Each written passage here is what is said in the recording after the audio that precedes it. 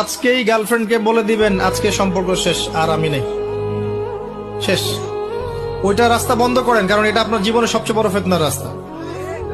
আবার সে যদি বলে যে সত্যি বলছো তুমি, আর কথা হবে না, তারপর কালকে সকালে আবার ফোন দিয়ে বলে আরেকটা বার শুধু কথা বলতে চাই, একটা বার দেখা করতে চাই, এটাই শেষ, আর দেখা করতে চাবো না, এই ফাঁদে আবার পা দিয়েন না, তাহলে সারা জীবন আর শেষ হবে না কখনো। নাম্বার ডিলিট করে ডিসকানেক্টেড হয়ে যান।